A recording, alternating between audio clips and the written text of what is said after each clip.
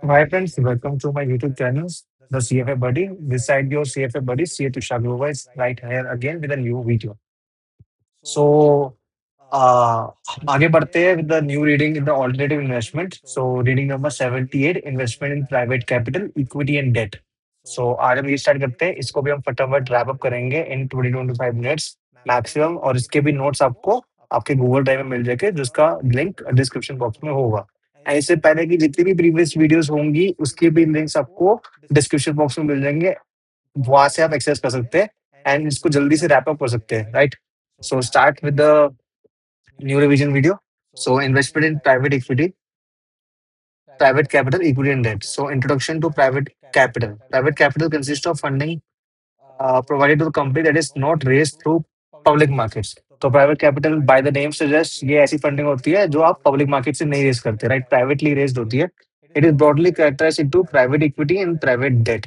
Company that receive this investments are known as portfolio companies. जो भी companies इस ये ऐसा फंडिंग रेज करती है जो पब्लिक के थ्रू नहीं कर रही है, प्राइवेटली कर रही है, उसको हम पोर्टफोलियो कंपनीज बोलेंगे, ठीक है। एंड सेकंड स्टार्ट करते हैं पीई कैटेगरीज। कौन सी प्राइवेट इक्विटीज कैटेगरीज क्या होती है? एक फर्स्ट है लेवरेज बायआउट्स, सेकंड है वेंचर कैपिटलिस्ट, थर्ड है minority equity investing. First leverage buyout से स्टार्ट करते हैं। Acquiring a company using a large percentage of debt. आप कोई भी कंपनी को बाय कर रहे हो बाय यूजिंग अ डेट, आपने डेट को उठाया एंड देन विद अमाउंट आपने डेट को उठाया, उसका कैश यूज करके या फंड यूज करके आपने एक प्राइवेट कंपनी को बाय कर लिया, सिर्फ लेवरेज बाय आउट। इसमें दो पार्ट्स होते हैं, management buyouts and management buy-ins. So management buyout क्या होता है? मैनेजमेंट बायआउट ये होता है कि जो एग्जिस्टिंग कंपनी की जो मैनेजमेंट टीम है वो सेम रहती है, बस ओनरशिप में डिफरेंस आ जाता है, राइट। पहले एग्जिस्टिंग मैनेजमेंट के बाद ज्यादा परसेंटेज शेयर थे, उसमें सीईओ है, सीएफओ है, सब कुछ है उसके अंदर। बट अब क्या होता है कि जैसे प्राइवेट इक्विटी आती है, प्राइवेट इक्विटी डेट को लेके उसको एक्वायर कर लेती है, सो मैनेजमेंट इंटैक्ट रहता है। मैं फॉर एग्जांपल मैं एग्जाम्पल करूँ, प्राइवेट इक्विटी ने डेट उठाया and they buy from a company 90% of the share, so 10% management के पास रहेगा। So CEO, CFO, the management remains the same. This is management buy out. The existing management team participate in the purchase, मतलब उनका भी share होता है, they remain intact. In management buy-ins, the PE manager replaces the current management with a new team. अब management बाइंस में क्या होगा कि जो पुरानी मैनेजमेंट है उसको स्क्रैप कर दिया जाएगा, उसको हटा दिया जाएगा, न्यू मैनेजमेंट लेके आएगा पी फर्म। पी फर्म तो आ ही रहा है, पी फर्म डेट उठा के लेके आ रहा है, अब वो साथ में अपनी मैनेजमेंट भी लेके आएगा एंड बिल्कुल टर्न अराउंड करेगा कंपनी को। कंपनी में बिल्कुल न्यू मैनेजर होंगे, new CEO, new CFO, new management, पुरानी को हटा देंगे। दिस मैनेजमेंट बाय इन्स। उसके बाद है वेंचर कैपिटल। वेंचर कैपिटल क्या हो गया? Financing for companies early development stage. आपको मैं एक रीडिंग में पिछली एक ऑल्टरनेटिव इन्वेस्टमेंट में एक रीडिंग में बताया भी था आपको कि वेंचर कैपिटलिस्ट वो कैप फंडिंग प्रोवाइड करता है टू द अर्ली स्टेज या स्टार्टअप्स को प्रोवाइड करता है, राइट। इसमें तीन चीज होती है, एक फॉर्मेटिव स्टेज, एक लेटर स्टेज, एक मेजन स्टेज। फॉर्मेटिव स्टेज क्या हो गया? इंक्लूड्स प्री सीड्स या एंजल। यहाँ पर आइडियाज जनरेट होते हैं, जहाँ पर आइडिया अभी अभी तो बस खाली आइडिया का स्टेज है, आइडिया मेरे दिमाग में आया, मैंने इसको कहेंगे प्री सीड या एंजल, इसलिए आपको फंड चाहिए। आपके दिमाग में आइडिया है, स्टार्टिंग की चीजों के लिए आपको कंपनी डेवलप करनी है, कंपनी को रजिस्टर करवाना है, that is pre stage, angel funding. उसके बाद सीड स्टेज, जब आप प्रोडक्ट का डेवलपमेंट कर रहे हो। फिर अर्ली स्टेज या स्टार्ट है, जहाँ पर इनिशियल ऑपरेशन या सेल्स हो रही है, जब आपकी स्टार्ट होगी है परचेज या सेल्स चालू होगी है, वहां पर अर्ली स्टेज या स्टार्टअप आ जाएगा। Later stage expansion, funding for growth after production and sales has started. अब आपके प्रोडक्शन एंड सेल्स स्टार्टेड होगी है, अब उसके बाद ग्रोथ चाहिए आपको, आपको चीजों को और एक्सपैंड करना है, तो वो लेटर स्टेज एक्सपेंशन में आ जाएगा। एंड मैनेजमेंट स्टेज क्या होगा कि आपकी कंपनी फुली डेवलप हो चुकी है, अच्छी तरीके से ग्रोथ हो चुकी है and they are preparing for the initial public offering, IPO. So वहां पर मेजरमेंट स्टेज आएगा। सो वेंचर कैपिटलिस्ट इन तीनों चीजों में फाइनेंस कर सकता है, इन तीनों स्टेजेस पे फाइनेंस कर सकता है। They are the stages. Formative stage starting का स्टेज हो गया, यहाँ पर इनिशियल आइडिया आता है, आपका प्रोडक्ट डेवलपमेंट कर रहे हो, आप परचेज या सेल करने के लिए आपको पैसा चाहिए, दैट इज फॉर्मेटिव स्टेज। फिर उसके बाद लेटेस्ट स्टेज आता है, जहाँ पर आपका प्रोडक्शन और सेल्स हो चुकी है, उसको आगे आपको ग्रो करना है, उसके आपको चीजें डेवलपमेंट करनी है। उसके बाद मेजरमेंट स्टेज आता है, जहाँ आपकी सब चीजें डेवलप हो चुकी है, आपकी कंपनी उस चीज में ग्रोथ पे पहुंच चुकी है and then you have to go public, वहां पर मेजरमेंट स्टेज आ जाता है। उसके बाद माइनॉरिटी इक्विटी इन्वेस्टिंग क्या हो गया? Buying less than controlling interest in the company. अब पी फर्म क्या होता है? पी होता है 80-90%, मोर देन 51% बाय करता है। But minority equity by the name suggest, minority equity investment क्या हो गया कि लेस देन 51%, कंट्रोलिंग शेयर से लेस पे परचेज करना, उसको हम कहेंगे माइनॉरिटी इक्विटी इन्वेस्टिंग। पीआईपीई क्या होता है? Private investment in public equity. Private investment in public equity, a private offering to a institutional investor by public traded firm. आप कोई पब्लिक ट्रेडेड फर्म है, स्टेट लिस्टेड है ऑन द स्टॉक एक्सचेंज, अब उसको पैसा उठाना है, सो ये प्राइवेट ऑफरिंग करेंगे to the institutional investors. Public के लिए पैसा तो उठा लिया, अब ये अपने इंस्टीट्यूशनल इन्वेस्टर्स को बेचेंगे, वहां से पैसा उठाएंगे। तो प्राइवेट ऑफरिंग होती है, इसको कहेंगे हम private investment in public equity. Okay. उसके बाद प्राइवेट इक्विटी की एग्जिट कैसे होगी? प्राइवेट इक्विटी की एग्जिट होगी थ्रू, पहले तो बेसिकली 5 इयर्स, अबाउट 5 इयर्स वही रहते हैं जहां पर कंपनी में इन्वेस्ट करते हैं, कंपनी को ग्रो करते हैं, कंपनी में पैसा डालते हैं, तो वहां से रिटर्न लेते हैं। देन उसके बाद जब एक कंपनी ग्रोथ स्टेज पे आते हैं तो उनको अपना पैसा भी, सॉरी, सॉरी फॉर दैट, आइए सब आपसे रिज्यूम करते हैं, sorry for the disturbance. So private equity में क्या हो गया, उसके बाद हो गया मिनिमम अबाउट 5 इयर्स तो करते ही करते हैं पी फर्म।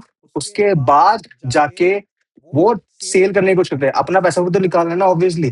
पूरे टाइम पे रिटर्न कमाया उन्होंने, अब जब कंपनी ग्रो हो चुकी है एंड दे नो दैट उनको एक अच्छा रिटर्न मिल जाएगा बाय सेल कर, अपनी कंपनी को सेल कर देना, तो वो एग्जिट ले लेते हैं। तो एग्जिट के तरीके क्या होंगे? एक तो trade sale, selling the company to strategic buyer, अपने कॉम्पिटिटर्स को सीधा स्ट्रेटेजिक बायर को सेल कर दिया, वहां उसको कहेंगे ट्रेड सेल। और स्ट्रेटेजिक बायर को बाय कर लिया और सेल कर दिया, तो वहां से पैसा आएगा एंड प्राइवेट इक्विटी एग्जिट्स। उसके बाद पब्लिक लिस्टिंग हो गया, exit by IPO, direct listing या स्पेशल पर्पज एक्विजिशन कंपनी।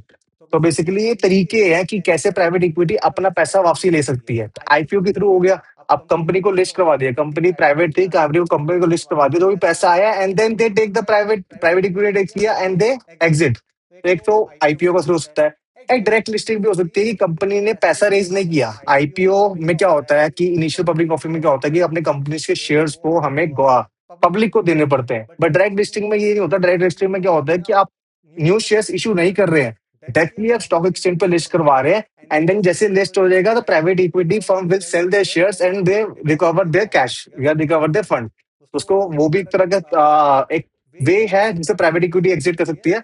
ये स्पेशल पर्पज एक्विजिशन कंपनी भी हो सकती है। स्पेशल पर्पज एक्विजिशन कंपनी क्या होती है?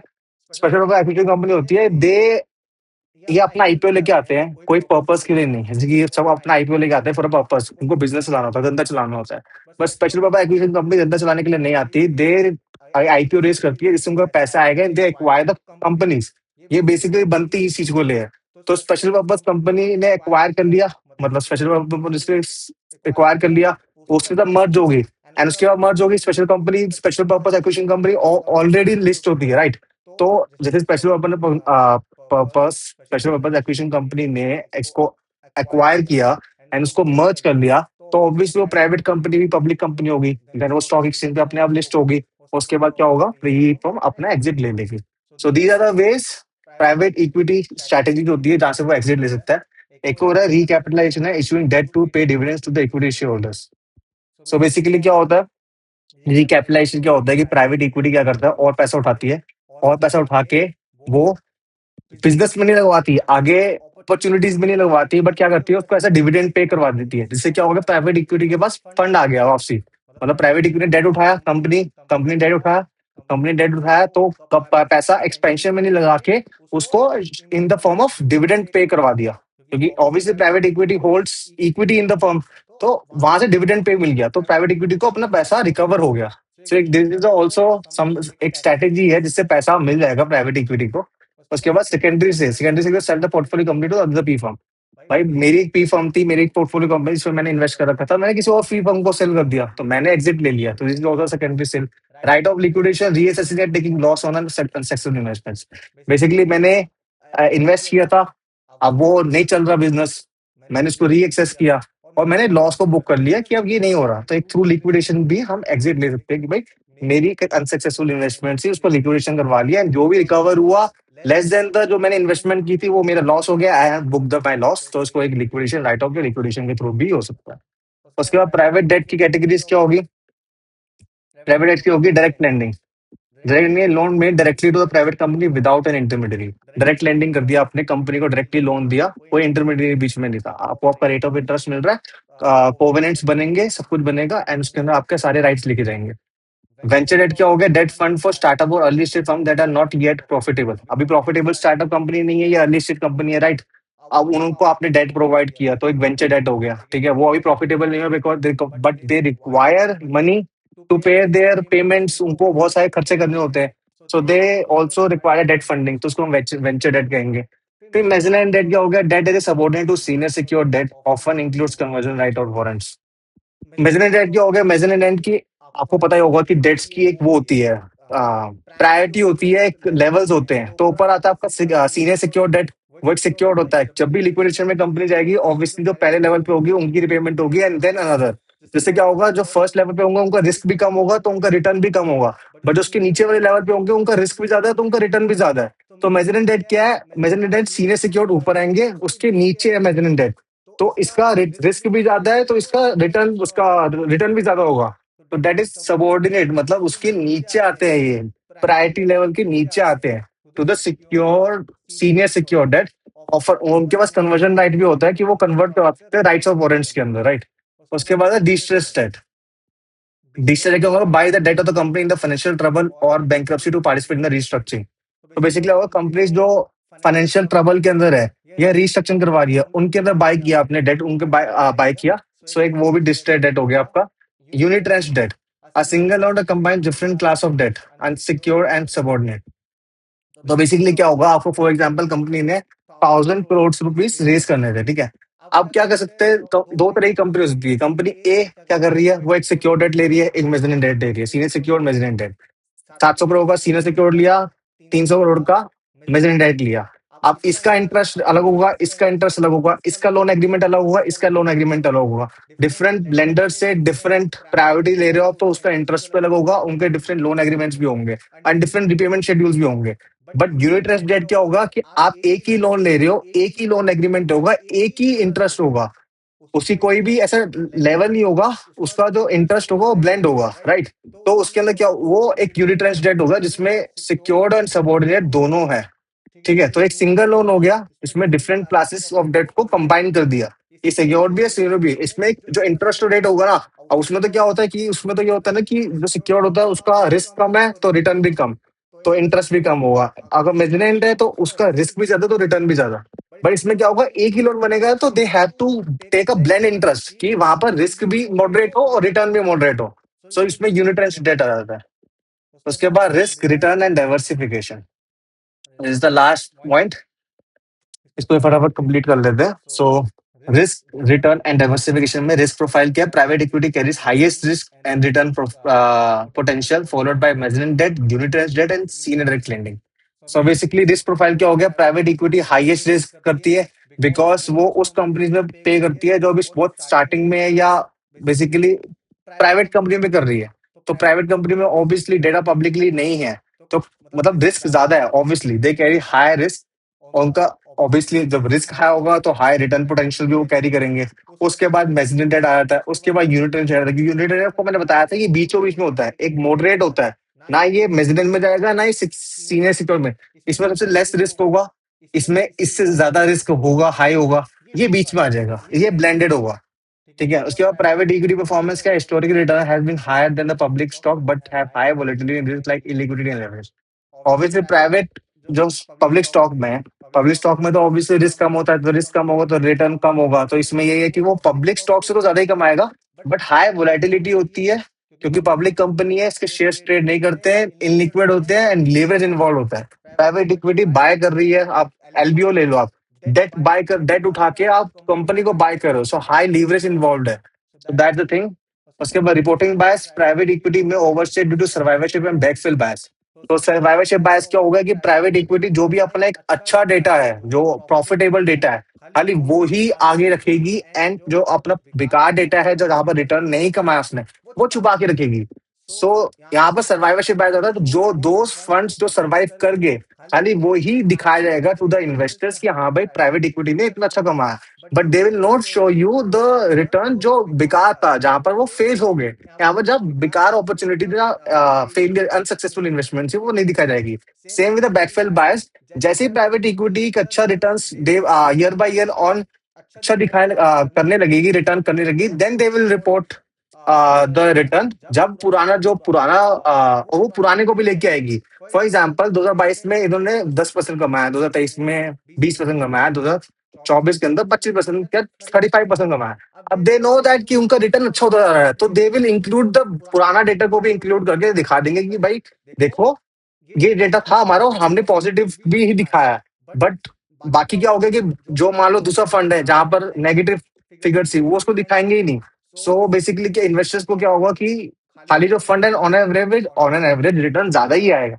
बट ऐसा नहीं है, बाकी प्राइवेट जो दूसरे फंड्स है वो नेगेटिव भी है, but they don't show that. So it backfill by private debt characteristics क्या होंगे, returns are usually higher than traditional bonds and are often linked to the reference rate like SOFR। Private debt की characteristic होगा कि higher than the traditional bond से ज्यादा return करते हैं और उसकी जो रेफरेंस रेट है वो सोफर होती है। विंटेज की क्या होता है, the year a fund makes a first in investment performance is heavily influenced by the business cycle of that year। तो वीसी है वो often perform better when the start due the economic expansion. तो vintage की क्या होगा, जब आप private equity में पहली बार अपना इन्वेस्टमेंट की होगी, तो अर्ली स्टेज के अंदर क्या होगा, वो परफॉर्म तब बेटर करेगी तो इकोनॉमिक एक्सपेंशन होगी। एंड डिस्ट्रेस डेज में कब क्या होगा, जब इकोनॉमिक कॉन्ट्रैक्शन होगी।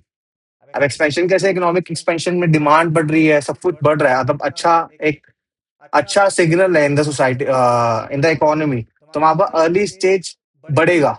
और इकोनॉमिक कॉन्ट्रैक्शन में डिस्ट्रेस डेट फंड बढ़ेगा, क्योंकि आपने इकोनॉमिक कॉन्ट्रैक्शन है, अगर 100 का लोन है, अगर वो 50 करोड़ का हो गया क्योंकि बेसिकली इकोनॉमिक कॉन्ट्रैक्शन है, और आपने उसको बाय कर लिया एंड देन धीरे धीरे जैसे इकोनॉमी रिकवर करने लगी तो आपको 50 करोड़ का 100 करोड़ हो गया।